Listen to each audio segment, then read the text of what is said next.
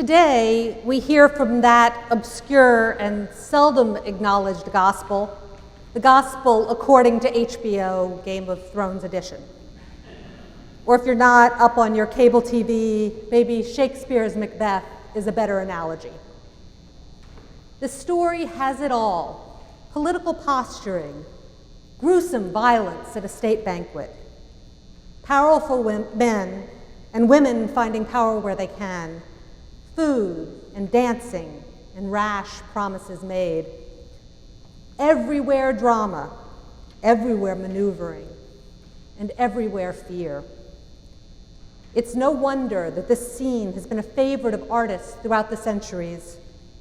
If you're searching for a compelling montage, you can't do much better than a king, a prison, a banquet, a dancing girl, and a head on a platter. So just a quick recap. We begin with a family tree that might make your head spin. Herodias, Herod's wife, was the daughter of one of Herod's half-brothers and the former wife of another. The girl who danced at Herod's birthday party was actually probably named Salome, and she was probably Herod's stepdaughter and half-niece. It's all very confusing. And although I called Herod a king, that isn't quite right either. His proper title was Tetrarch. He shared the subdivided territory of his father, Herod the Great, who actually had been called king, with two of his brothers. As I said in the start, it's a lot like Game of Thrones. The real power, of course, was in Rome. Herod ruled, such as he did, only with Rome's permission and cooperation. Now enters John the Baptist.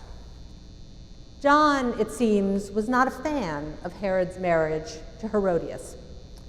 And John, as we all know, had absolutely no talent for keeping his opinions to himself.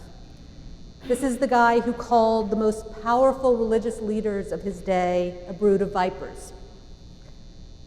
Because of his loud mouth and a few other offenses, John found himself in prison, and Herodias, Herod's wife, wanted him dead. The pivotal scene is a birthday banquet for the man, for the moment, I'll continue to call a king. The king's stepdaughter dances for the assembled guests and charms them all. And so the king publicly promises to give her whatever she asks for. A piece of advice: if you happen to have the sort of wealth and power that Herod had, don't make that kind of promise to a teenager. It won't end well. The girl consults her mother and promptly asks for the head of John the Baptist on a platter. On a platter. And the king reluctantly complies. And so we conclude the famous scene with a scruffy human head served up on a platter at a royal banquet. Here's the thing about Herod, though. We think of him as one of the chief villains of the Bible.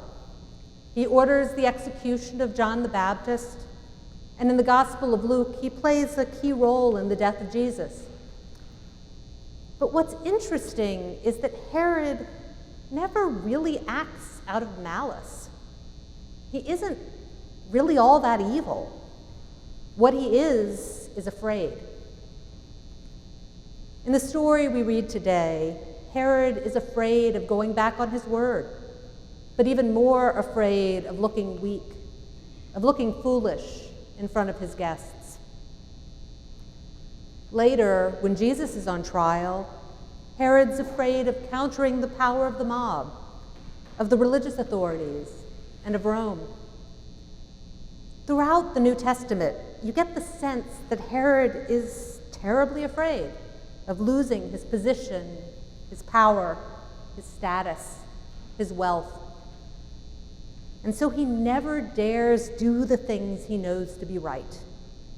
He never dares truly listen to John the Baptist, who he knows to be a righteous and a holy man, a man who, at the very least, intrigues him, but who he doesn't dare follow. He becomes curious about Jesus as a worker of miracles, but never permits himself to see him as the Son of God. It makes me wonder, how much power did Herod actually have if the fear of losing it trapped him so thoroughly? One of the things Jesus says over and over again seems at first glance to be pretty simple. Do not be afraid. But Herod's example might help us realize why maybe that's not so simple at all. Do not be afraid. Fear not. Because in the end, it was fear that killed both John the Baptist and Jesus. Jesus died because the Jewish authorities, including Herod, were afraid that he might upset the status quo, and because the Romans were afraid that he might lead an insurrection, that he might undermine their authority. John the Baptist died because Herod feared for his image and for his power. Don't be afraid. The words can be comforting. They're words you might say to a child frightened by a thunderstorm. Don't be afraid. Don't worry. Everything will be okay. But I'm not so sure that's how Jesus meant them. I think Jesus told us not to be afraid, at least in part, because fear itself is dangerous. Fear can make us abandon our principles. It can make us refuse to see the truth of what's right in front of us. Fear can make us do terrible things. I'm beginning to understand be not afraid less as comfort and more as command. Don't be afraid. Instead, have faith. Don't be afraid. Instead, follow your conscience, no matter what doing so might cost you. Think back to a time when someone hurt you, a time when you felt betrayed. I'd be willing to bet that the person who hurt you was afraid of something. Afraid of what they might lose, afraid of the truth, afraid of the future. Fear is at the root of so many lies, so many cover-ups, so much cruelty. And think back, if you can, to a time when you hurt someone else, a time you failed to speak up when you should have, maybe. Were you afraid of something? There's an old poem called The Present Crisis. Some of you may know it. It was written in the 1800s by an abolitionist who was urging his readers to be courageous in opposing slavery. But its message is pretty universal. He describes the pattern of history as this: truth forever on the scaffold, wrong forever on the throne. Yet that scaffold sways the future, and behind the dim unknown standeth God within the shadow, keeping watch above his own. When you act from a place of fear, you're likely to be following in Herod's footsteps and not in the footsteps of Jesus.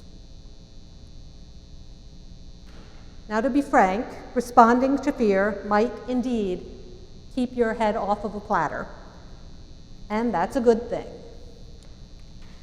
But it might sometimes also turn you into the villain of your own story. The safe choice is not always the faithful choice. I might rephrase Lowell's poem this way: faith forever on the scaffold, fear forever on the throne, yet that scaffold sways the future, and behind the dim unknown standeth God within the shadow, keeping watch above his own.